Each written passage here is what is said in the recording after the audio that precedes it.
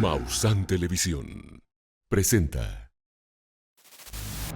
Cabrona fue insulto, cabrona fue insulto.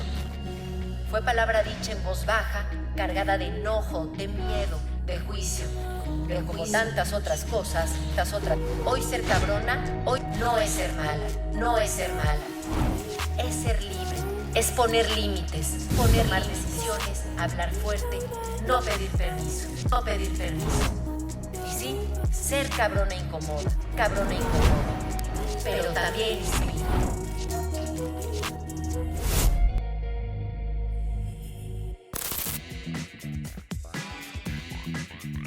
Bienvenidas y bienvenidos a Cabronas. El día de hoy vamos a hablar de este momento que llega sin aviso.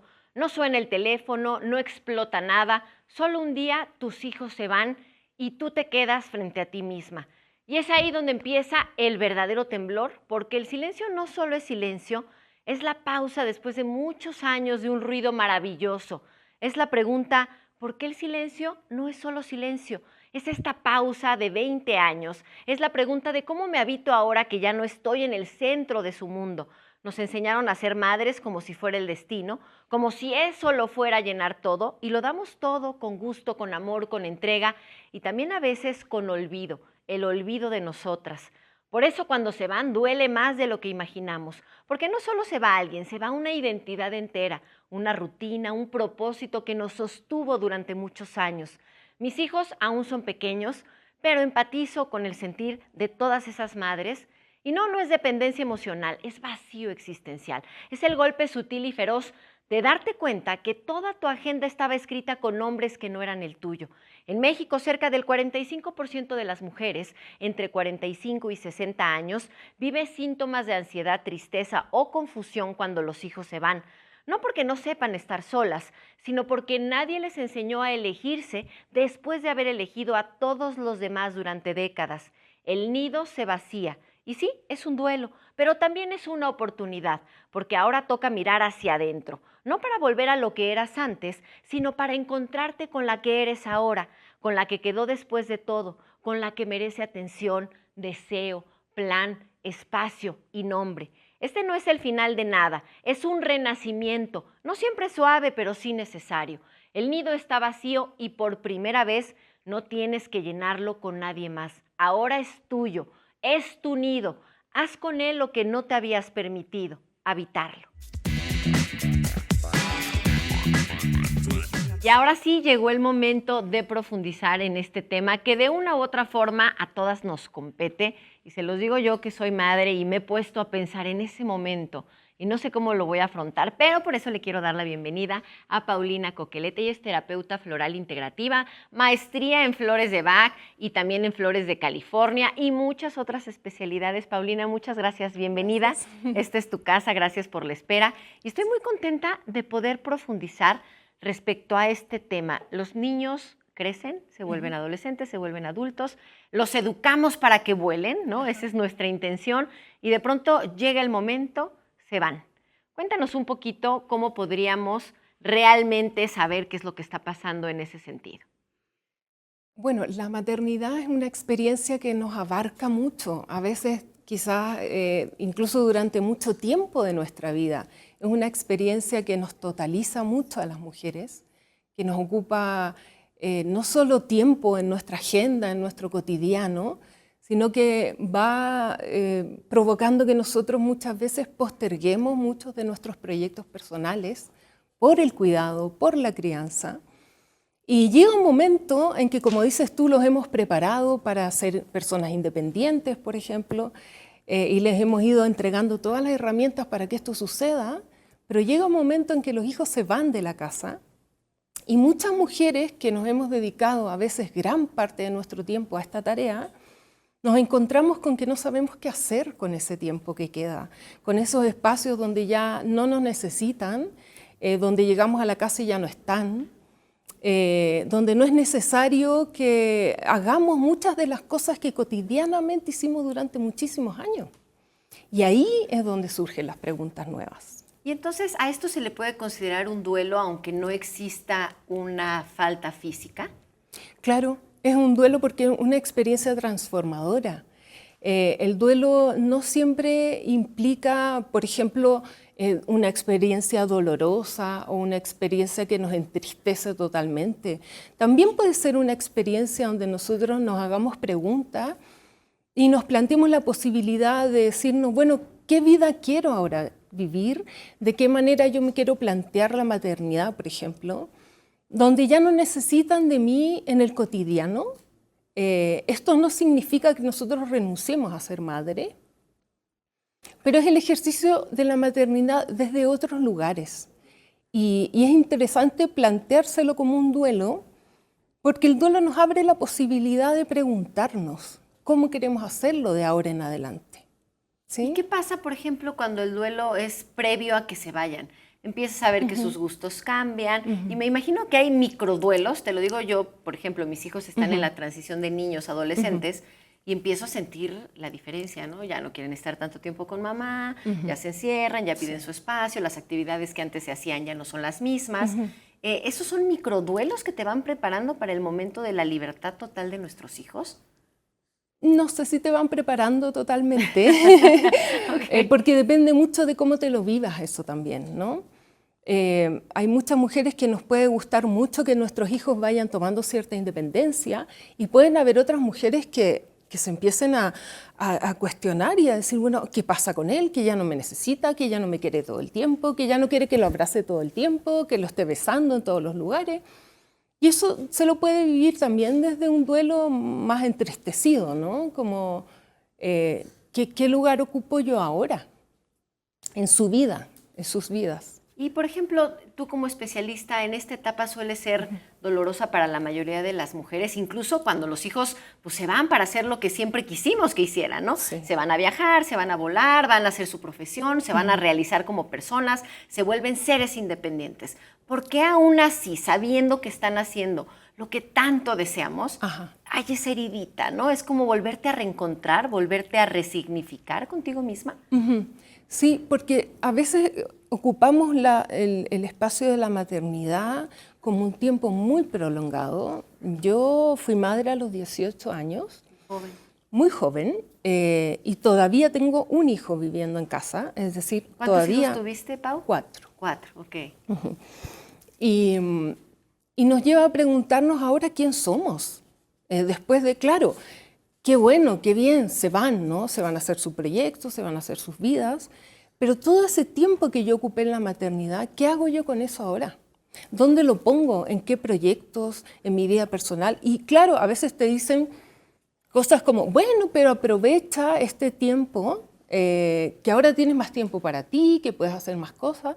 Y muchas mujeres no saben qué hacer con ese tiempo, porque se han desdibujado en la maternidad, han un poco desaparecido en ese rol. La maternidad totaliza mucho, ocupa mucho espacio personal. Entonces, no es tan difícil que las mujeres no sepan después de eso qué hacer. ¿Hay un camino previo como para ir diciendo, no me voy a desdibujar desde ahorita, porque sé que eventualmente llegará ese momento, o no, es parte de la vida entregarte al 100% a las madres que somos comprometidas, y después verás qué hacer? ¿Cuál es tu consejo como terapeuta? Bueno, yo soy mala para dar consejo. Más bien me gusta que juntas podamos explorar y construir qué es lo que yo deseo y cómo me quiero vivir esto. Hay distintas formas. Es cierto que hay mujeres que se dedican exclusivamente a la maternidad y creo que en esos casos puede ser un poco más difícil. Y hay otras mujeres que han ido desarrollando un proyecto profesional paralelo al ejercicio de la maternidad cotidiana. No sé si es más fácil en esos casos, no lo sé. Creo que hay que ver en cada mujer cómo es. Tal vez en aquellas mujeres que han ido desarrollando un proyecto profesional o personal durante la maternidad han ido como robando tiempo, ¿no? Luego que los hijos se van, puede que se puedan encontrar con eso de nuevo, ¿no? Y no empezar a buscar desde cero, por ejemplo, como puede ser en las maternidades exclusivas. Entonces yo creo que hay que ver como caso a caso qué es lo que va sucediendo. Pero en general creo que nos abre la posibilidad de preguntarnos, en cualquiera de los dos casos o en otras formas de maternar, ¿Cómo es que yo quiero vivirme esto de ahora en adelante? ¿Qué quiero ser? ¿Qué mamá quiero ser? ¿Qué tiempos le quiero dedicar? ¿De qué forma se lo quiero dedicar? ¿Qué proyectos míos quiero retomar? ¿Qué cosas me gustaría dejar? ¿Qué cosas me gustaría incorporar nuevas? Es un mundo de preguntas que nos podemos hacer ahora que nos encontramos con ese tiempo que estuvimos dedicados a ellos, ¿no? Y si tú, por ejemplo, pudieras ahorita enlistarme cuáles son esas emociones que aparecen con mayor frecuencia, ¿no?, en este proceso, y cómo distinguirlas de una depresión debida a otra cosa o una depresión patológica, para las mujeres madres que nos estén viendo en este momento, que digan, claro, a mí eso me ha pasado, estoy en el duelo del nido. Sí, a mí me gustaría no patologizar la experiencia del duelo, porque es una experiencia natural, es una experiencia que podemos vivir muchas mujeres. No, yo lo decía otro tipo de depresión, o sea, ¿cómo distinguir entre el duelo del nido, que como bien dices no es una patología, a una depresión por otro factor, por otra razón, que sí tenga que ver con alguna patología? ¿Cómo diferenciarla? Si tú eres mujer y eres madre, ¿cómo saber, no, esto sí tiene que ver con que mis hijos se fueron? Yo creo que hay que ir mirando qué es lo que sucede con cada uno de nosotros y no patologizar en ningún caso la experiencia del duelo, del nido vacío. Y sucede muchas veces también que esta etapa de la vida ocurre en el mismo tiempo, por ejemplo, que las mujeres jubilan o que las mujeres se enfrentan a la etapa de la menopausia, donde hay todo un cambio hormonal que les empieza a afectar, donde sí aparecen muchos rasgos que son identificados como depresión, por ejemplo, donde hay una baja del ánimo a propósito del cambio hormonal, ¿no? Entonces, creo que hay que ir revisando qué es lo que sucede en cada caso para ir buscando ayuda en lo que necesitemos. Ayuda terapéutica, ayuda de otras mujeres, que podamos conversar de esto que nos está pasando con otras mujeres que están viviendo esto. Y no solamente especialistas, ¿no?, como en el tema, sino que te hermanes con otras madres, ¿no? Ir creando espacios donde nosotras como mujeres podamos compartir esta experiencia que nos sucede a la mayoría, ¿no? Y por ejemplo, a ti, cuéntame, con esos 3 hijos que ya volaron, supongo que el primero fue el más difícil, el segundo menos, y como que te vas haciendo callito, ¿no? Sí, sí. ¿Cómo fue tu Las experiencia? 3 primeras son mujeres, el hijo más pequeño es hombre. Y claro, para mí la primera partida de mi hija mayor fue la más difícil. Además se fue a vivir a otra ciudad y luego a otro país. Entonces eso también lo complejizó un poco, ¿no?, porque nos veíamos poco. Y fue difícil para mí poder acostumbrarme a la idea de que ya no existía en el cotidiano para nosotras, ¿no? Claro. Como un vínculo cotidiano. Luego parte la segunda, luego ¿A parte qué la edad? tercera, 24 años, 26. Ah, bueno, más se o menos fueron, por ya, ahí. se fueron ya grandes, ¿no? Porque Sí. últimas generaciones yo veo y me doy cuenta que empiezan a volar Sí, mis muy hijas se fueron pronto. más bien temprano. Sí. ¿Ah, sí? Sí, más bien jóvenes. Ajá. Y yo fui madre muy joven, por lo tanto me encontré con esto muy joven. En general, mis amigas les sucede con un poco más de edad, ¿no? 50 y algo, a mí me pasó a los 45, más o menos. Claro.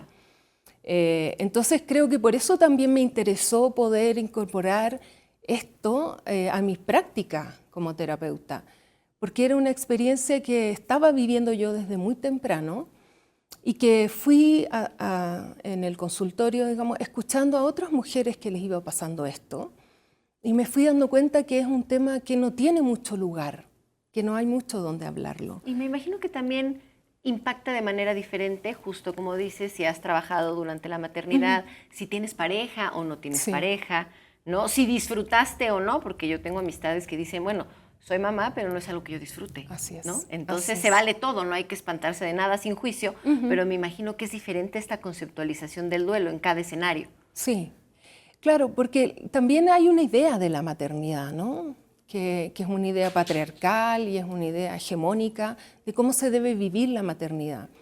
Y me parece que tenemos la libertad de pensarnos, de vivir la maternidad como queramos. Y esta etapa creo que es una etapa donde es más fácil plantearse eso a nosotras mismas. ¿Cómo quiero yo vivirme esto? ¿Quiero seguir funcionando como madre hegemónicamente? ¿no? Como lo que se espera de mí, postergándome, poniéndome en segundo lugar, dedicando todo el tiempo a otros. O quiero ponerme más adelante la fila, quiero dedicarme más tiempo, quiero cuidarme, quiero hacer otras cosas. Creo que la maternidad muchas veces es muy pesada de cargar. Se nos imponen muchos mandatos de la maternidad. Y creo que esta es una buena etapa para empezar a renunciar a esos mandatos, para empezar a cuestionar esos mandatos, para empezar a elegir qué es lo que yo quiero en este ejercicio nuevo de la maternidad, ¿no? Mira, ahorita lo estás contando y se me hace un nudo en la garganta. Y eso que estoy en mi papel de entrevistadora y no de madre, pero sí es cierto. Y de pronto cargas con muchas culpas que tienes que irte quitando, Así es. ¿no? Mientras seas feliz y tus hijos estén atendidos con el amor pleno de una Por madre, supuesto. cada quien decide el rol que quiere tomar. Y fíjate que vamos a hablar más adelante y quisiera como dejar esta semillita antes de hacer una pausa sobre el duelo del nido y luego el duelo de la viudez, cuando se juntan los dos, cuando pierdes a tu pareja y al mismo tiempo a un hijo. ¿Tú qué opinas de esto? Bueno, el duelo de la viudez puede ser un duelo complejo si es que la relación que teníamos en ese vínculo era un vínculo nutritivo y un vínculo Saludable. amoroso, ¿sí? Pero también la viudez puede ser un espacio donde me puedo liberar, donde puedo descansar, donde... Todo depende Sí, de cómo se vea, por ¿cierto? supuesto. Y estamos hablando de este proceso, el duelo del nido, pero nos quedamos en la parte, ¿qué pasa cuando los hijos se van? Pero también tu relación de pareja está en crisis. Se quedó en pausa, tienes problemas, ya no hay química, los hijos se van y el marido te dice, bueno, tú y yo ya no tenemos nada que hacer juntos. ¿Eso se puede reconfigurar de alguna manera este vínculo? Yo creo que es un buen momento para preguntarnos qué es lo que queremos hacer con nuestra relación de pareja. Muchas veces las mujeres permanecemos en las relaciones de pareja precisamente por los hijos y por esta idea de familia hegemónica, ¿no? Que se nos ha impuesto también a las mujeres. Y tal vez es un buen momento para preguntarnos qué es lo que quiero yo en la relación de pareja. ¿Quiero seguir en esta relación de pareja? ¿Quiero replanteármela desde otros lugares? ¿O ya esta relación no tiene sentido para mí y aprovecho la oportunidad de que mis hijos ya han partido para plantearme también una vida distinta, quizás ya no con esa relación de pareja, otra o ninguna, ¿no? También abre posibilidades también en esto de formar pareja, en cómo quiero yo ahora ser pareja. Ya, ¿y qué pasa con las mujeres que se quedan con los maridos por los hijos? ¿Cuál es esta percepción tuya? Y a lo mejor cómo poder cambiar esta ley muy antigua, ¿no? Que es, hoy tengo que quedarme porque si no los niños terminan viendo relaciones totalmente disfuncionales, peleas, que realmente no hay amor. ¿Es mejor separarse antes inclusive de que los niños se vayan? ¿Cuál es tu visión? No te podría decir qué es lo que es mejor universalmente, creo que también tiene que ver con cada vínculo que tengamos, pero creo que podemos plantearnos, cuestionarnos este mandato.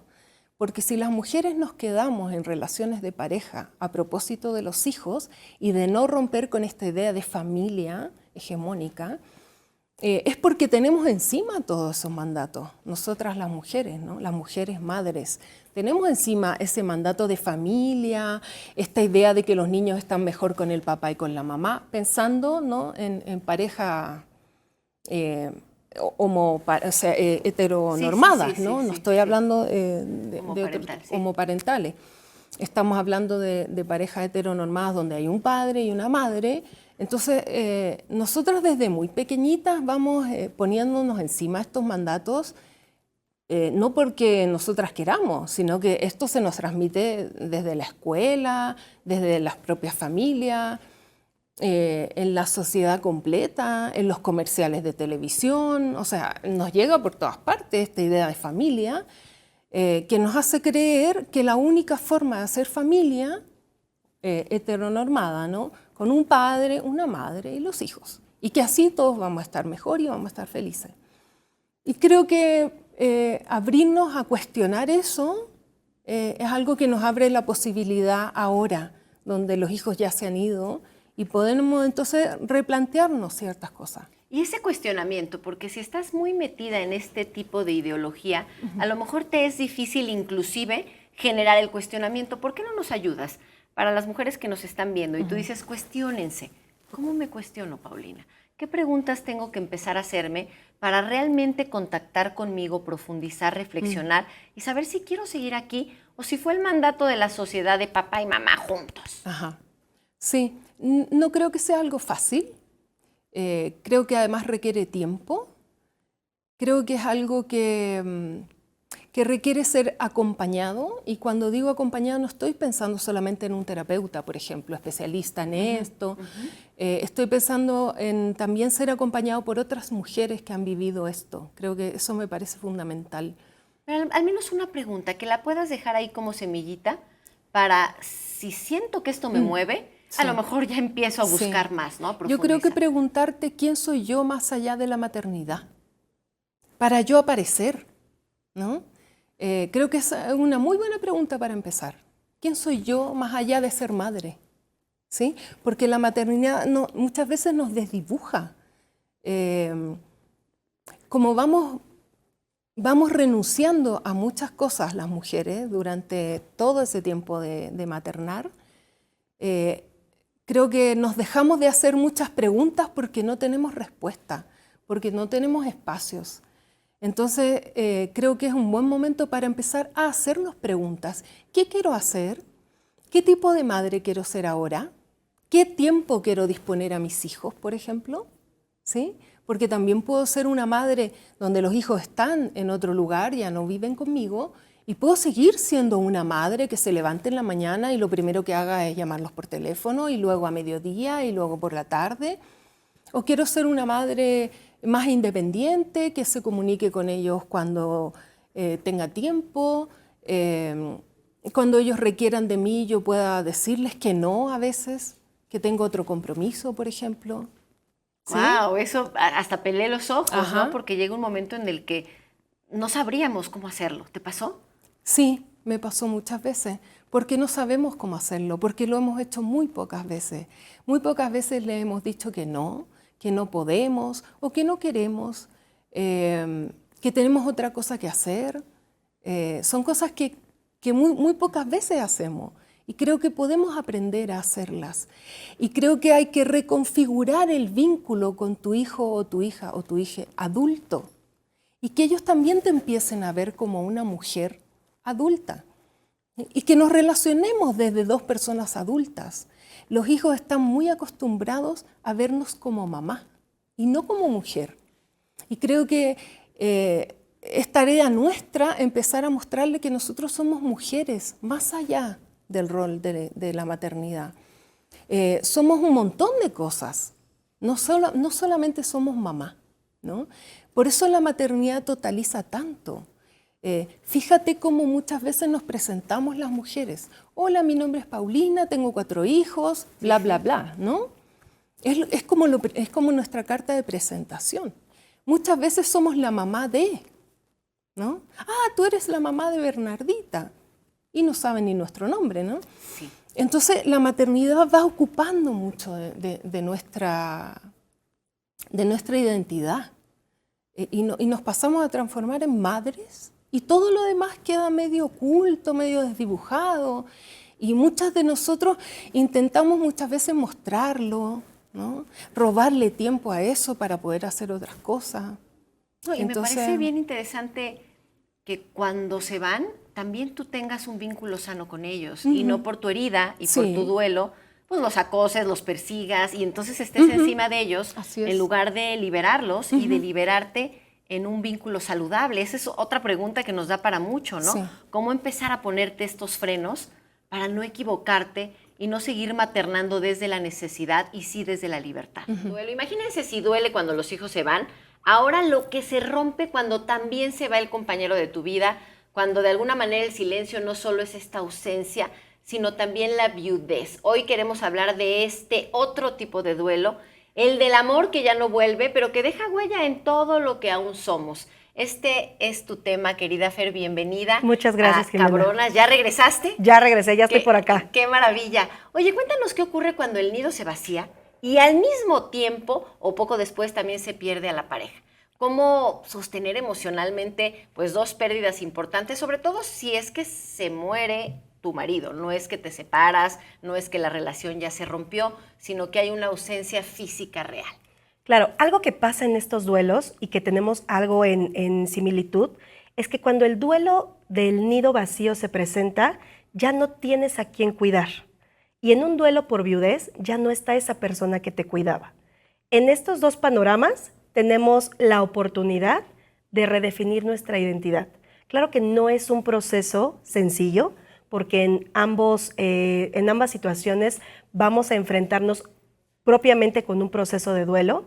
Sin embargo, tenemos la oportunidad de conocernos desde un lugar distinto. A lo mejor no desde el ser mamá, no desde el ser esposa, no desde el ser esta cuidadora como mamá, sino de decir, me tengo que voltear a ver a mí y ahora ¿quién soy si no soy mamá? ¿Quién soy si no soy esposa? Y comienza todo este camino de redescubrirte desde la pérdida. Entonces es un espacio donde te puedes nutrir muchísimo.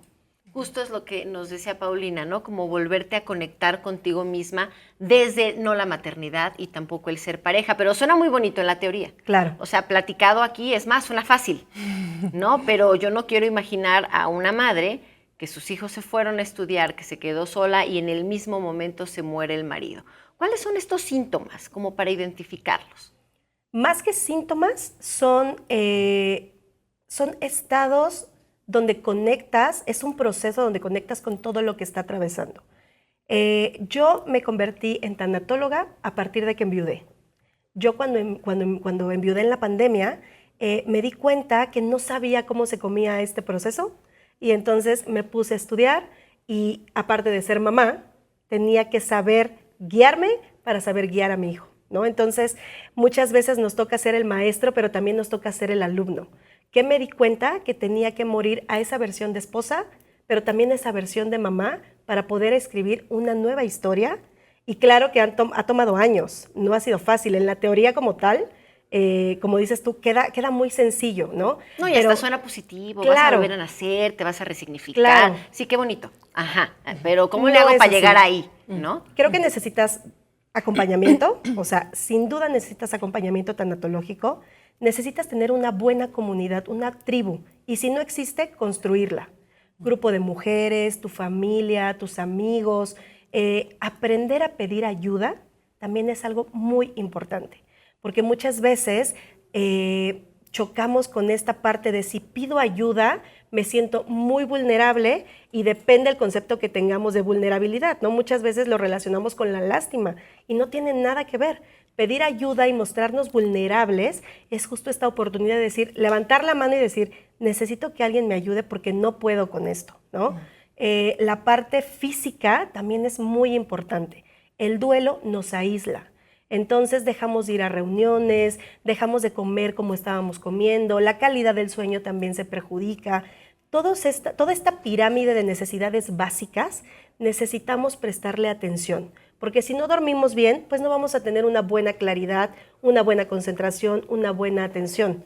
Entonces quizá necesitamos visitar también un médico. Este médico que con una dieta, que quizá con algún plan alimenticio también nos pueda nutrir de una forma distinta, porque hay que recordar que lo que los ojos no lloran, el cuerpo lo va a hacer, ¿no? Y muchas veces como mamás nos ponemos en este papel de yo soy fuerte, yo puedo con todo, incluso hay como un meme, ¿no? Yo puedo con todo, pero no al mismo tiempo. Entonces hay que darle espacio al duelo. Es como esta olla express que necesitamos ir ajustando la válvula para que vaya liberando, liberando, liberando y poco a poco vayamos resignificando la pérdida. A lo mejor no de inicio vamos a considerar o pensar en tener una nueva pareja, pero sí podemos reencontrarnos con nosotros desde ese lugar de ser esta pareja para mí. Para mí, ¿qué me puedo ofrecer yo a mí y qué puedo ofrecerle a mis hijos? Cuando tu marido fallece, ¿qué fue lo que empezaste a vivenciar y cómo lo experimentabas desde este dolor profundo que sé que padeciste? Lo primero que empecé a experimentar es que si él no estaba, yo no iba a conseguir nada. Porque tiene que ver mucho también con las creencias, con las que crecimos, ¿no? Yo crecí con la idea de me caso, voy a envejecer con él, los hijos se van a ir y al final te quedas con tu pareja. Cuando esto pasa, son estas experiencias que no pides, pero que la vida te da. Y entonces, ya que pasaron, ¿qué hago? es cuando le damos entrada a esta pregunta de ¿para qué pasó esto? No porque me lo merezca, sino que ya pasó y ahora, ¿qué toca a partir de aquí, no? Me di cuenta que la viudez estaba muy relacionada con la tercera edad, no tanto con las mujeres jóvenes. Y yo enviudé a los 32 años. Todas las mujeres a las que me acercaba eran mujeres que ya estaban jubiladas, pensionadas, que vivían solas porque sus hijos ya eran grandes, y yo me estaba encontrando con algo completamente distinto. Mi hijo tenía 3 años, yo no tenía trabajo porque me dedicaba al hogar, no tenía como ese apoyo de mi familia, vivía lejos de mi familia.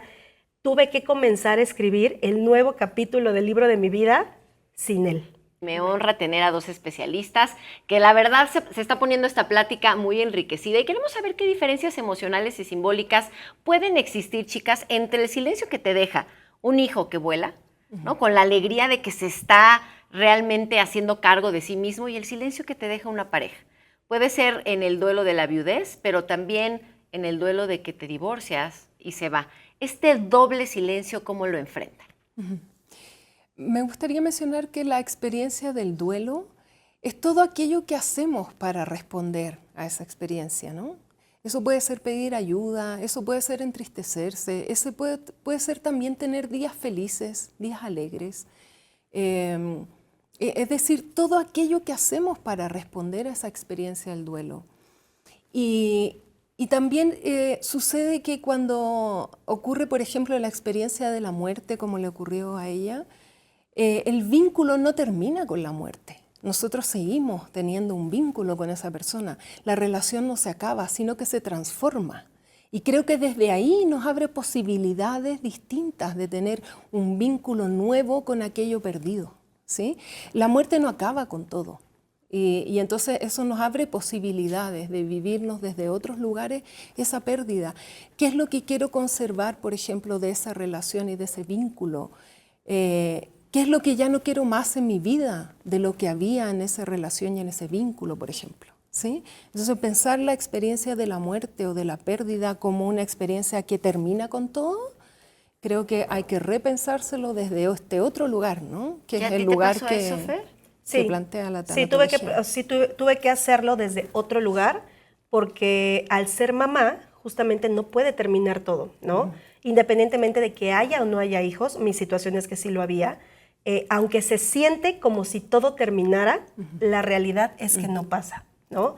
Y es a partir de esta experiencia que yo comienzo a tener grupos de acompañamiento para el duelo de mujeres, porque de alguna manera yo me sentía vacía, me sentía incompleta. Mi cabeza sabía que desde un lugar racional que él ya no estaba físicamente, pero el corazón te dice lo contrario, ¿no? Y el cómo te puedes llegar a sentir en esta experiencia. Así que al rodearme de mujeres que habían enviudado en la pandemia y que eran jóvenes, mi perspectiva de la situación cambió. Literalmente hice una lista de las cosas que teníamos él y yo planeadas o pactadas a futuro, y me di cuenta que el 90% de las cosas las puedo yo seguir trabajando y materializando, aunque él no esté. Entonces, hacer este ejercicio me permitió transformar esta pérdida, y que el amor, como lo dice ella y lo dice bien, el amor no termina con la muerte, solamente se acomoda en un lugar distinto, en donde puedes seguir funcionando, en donde puedes seguir trabajando esos sueños por ti y por tu familia, ¿no? Pero sabiendo que ahora esa persona te acompaña desde otro lugar. Y ese replanteamiento me imagino que tuvo que atravesar todas estas etapas del duelo. Sí. ¿Cuáles son estas etapas del duelo? Sé que nos llevaría un programa completo a hablar a profundidad de ellas, pero al menos mencionarlas para que las personas que nos ven y que quizá estén atravesando por un momento así, sepan, ok, voy a lograr llegar a este punto en el que diga, no se murió, sigue en mi corazón, me replanteo, puedo hacer el 90% de esta lista inmensa de cosas sin él. Es un proceso. ¿Cuáles son las etapas previas? Yo no trabajo desde las etapas del duelo, sino más bien desde la posibilidad de vivirte el duelo como a ti te sea más cómodo. No en una cosa lineal, por ejemplo. Hoy día estoy mal, luego estoy un poco mejor, luego voy a estar mejor y luego voy a estar bien. Puede que esté mal, que un día esté un poco mejor, luego vuelva a estar mal, ¿sí? No como una idea lineal. Me gusta más pensármelo desde ahí, porque si no nos deja atrapados también y nos deja en una caja estrecha donde tengo el mandato de ir siempre mejorando, ¿no? Y yo renuncio a esa idea. En el entendido de que puedes ir para atrás y para adelante, porque la vida finalmente es fluctuación constante todo el tiempo, sí hay ciertas etapas como que niegas lo que te está pasando, o sea, ciertas cosas que siempre suceden o que por lo regular suceden. He leído, ¿no? De que, es más, terminas con el novio y te van diciendo, primero es la negación, luego la aceptación. ¿Qué hay de cierto en esto? Las etapas del duelo existen, claro, es como una guía. Sin embargo, ya cuando se viven en la forma práctica, pues la teoría no te alcanza para lo que estás viviendo, ¿no? Es un dolor tan grande que la palabra dolor no alcanza para lo que estás sintiendo. Entonces, las etapas del duelo a mí en el consultorio me funcionan para darle forma a lo que está sintiendo un poco el paciente, pero que no se encasille solo en esa etapa y decir, hoy estoy en la depresión, hoy estoy en la negociación. Para mí son una guía en la que yo le digo al paciente, esto no se vive de forma lineal, puedes estar brincando de una a otra, incluso todas en un día, por un periodo de tiempo, pero también va a haber recaídas. ¿Y cuáles son estas etapas que no son lineales ni ortodoxas? Bueno, la primera es la negación, después sigue la ira, después sigue la negociación, después sigue la depresión y después sigue la aceptación. Pero muchas veces los pacientes escuchan aceptación y es como de, pero yo no quiero aceptar, yo no quiero olvidar, yo no quiero que esto termine, ¿no? Por eso muchas veces estos términos para los pacientes es algo muy fuerte y muy impactante porque entienden como que una vez pasando por ahí, esto se termina y se cierra. Y el duelo no se cierra, el duelo se elabora. Siempre va a quedar algo abierto que nos va a llevar a ese momento, a ese recuerdo, a esa fecha, que nos va a conectar nuevamente con sensaciones o emociones que tuvimos en el pasado. Sirven como una guía, sin embargo, no es como algo escrito para todos. Entiendo, y en ese sentido hablaban mucho de estas redes de apoyo, ¿no? ¿Qué otra red es así igual de efectiva? ¿Cómo puede de alguna manera la mujer rodearse de vínculos nuevos, ¿no? O reactivados que le permitan pues volverse a sentir sólida? Porque a veces dejas hasta las amigas, ¿no?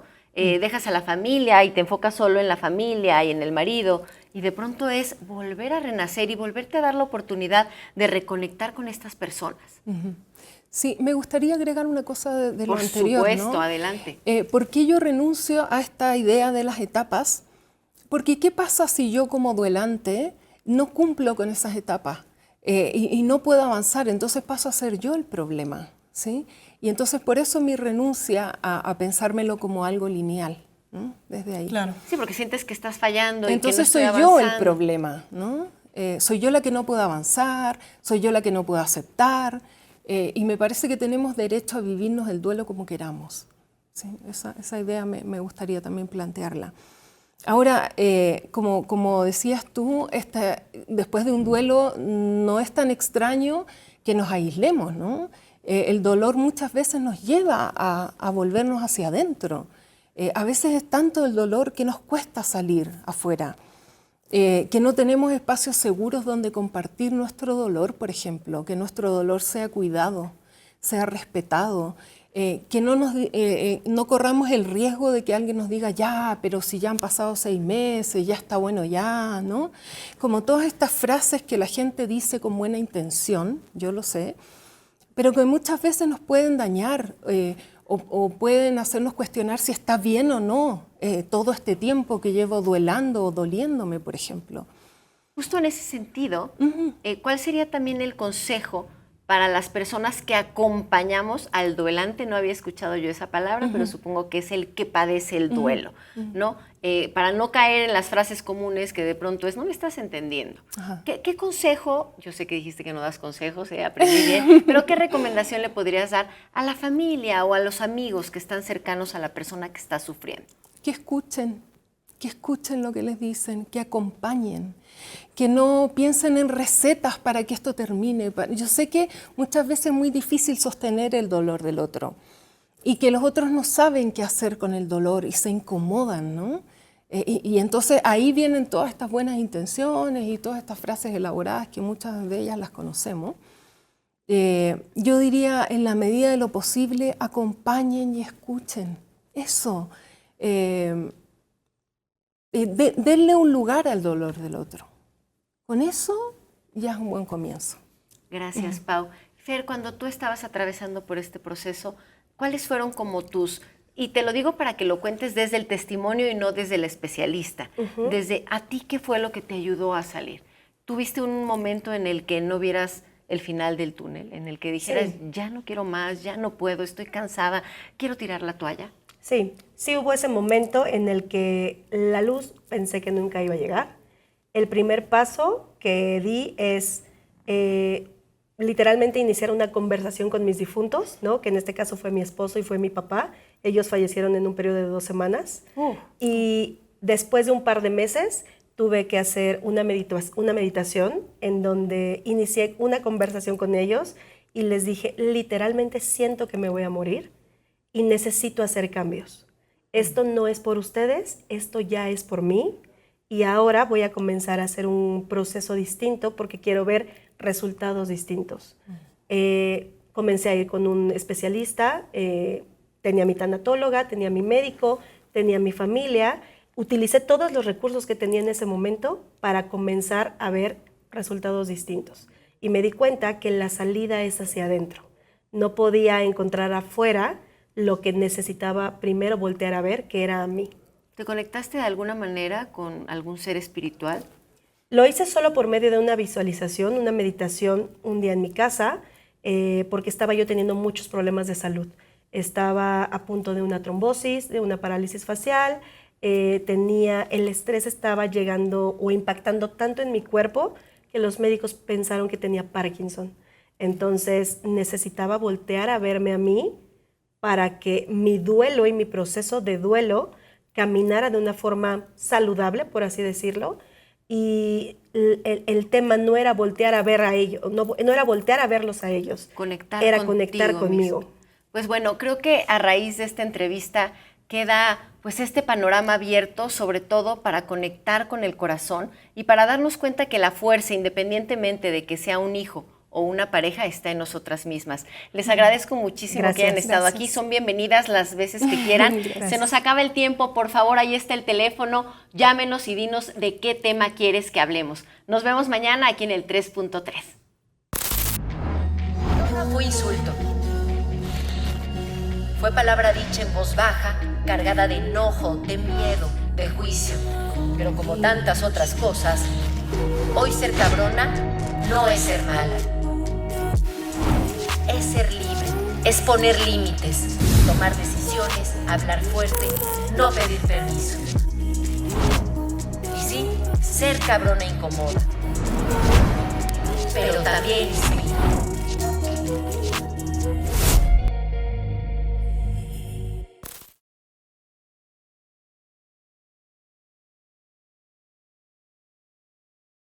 Encuentra todos los programas de Maussan Televisión en YouTube. Únete a nuestros nuevos canales: Misterio, Descubrimiento, Bienestar, Medio Ambiente y, por supuesto, sintoniza nuestra señal en vivo las 24 horas del día.